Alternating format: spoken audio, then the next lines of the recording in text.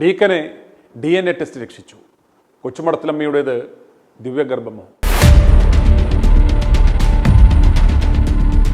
ചിലർക്ക് ചിലത് ശരിയാകും, ചിലർക്ക് ചിലത് ശരിയാകത്തില്ല എന്ന് പറയുന്നത് എത്രയോ ശരിയാണ്.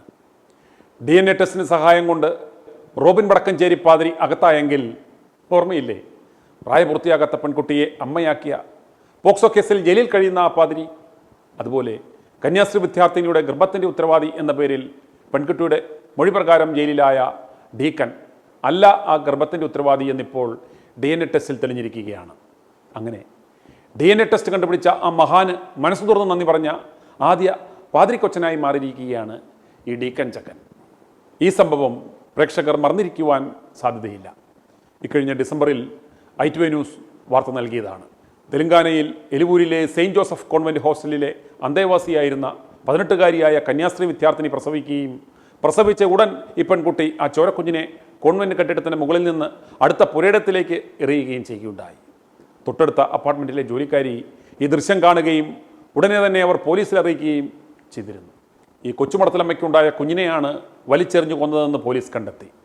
എലൂരു സർക്കിൾ ഇൻസ്പെക്ടറുടെ നേതൃത്വത്തിലുള്ള സംഘവും വനിതാ ശിശുക്ഷേമ വകുപ്പ് ഉദ്യോഗസ്ഥരും നടത്തിയ സംയുക്ത പരിശോധനയിൽ കുട്ടിയെ എറിഞ്ഞത് കോൺവെൻറ്റിൽ നിന്നാണെന്നും ആ കൃത്യം നിർവഹിച്ചത് കൊച്ചുമടത്തിലമ്മ തന്നെയാണെന്നും കണ്ടെത്തുകയും ചെയ്തിരുന്നു.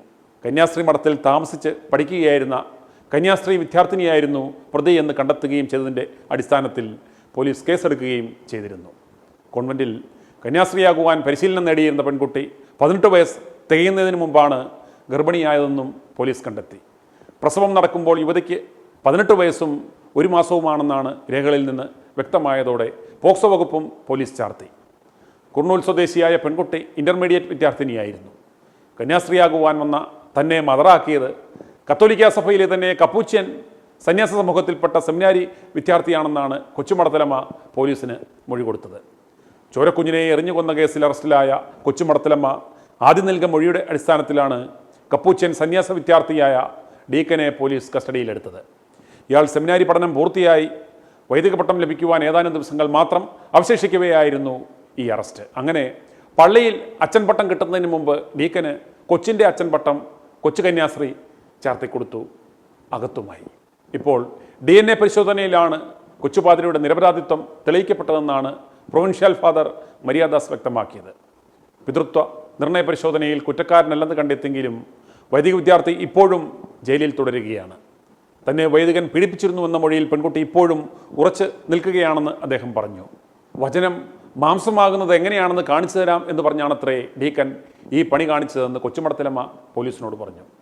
കൊച്ചുമടത്തിലമ്മയെ വിവാഹം ചെയ്യണമെന്ന വീട്ടുകാരുടെ ഭീഷണിക്ക് വഴങ്ങാത്തതാണ് ഇയാൾക്കെതിരെ മൊഴി കൊടുക്കുവാൻ കാരണമെന്ന് ഫാദർ മരിയാദാസ് ആരോപിക്കുന്നു. കൊച്ചുമടത്തിലമ്മയെ കെട്ടിയില്ലെങ്കിൽ ഡീക്കൻ്റെ കട്ടയും പടവും മടങ്ങും എന്ന് സാരം.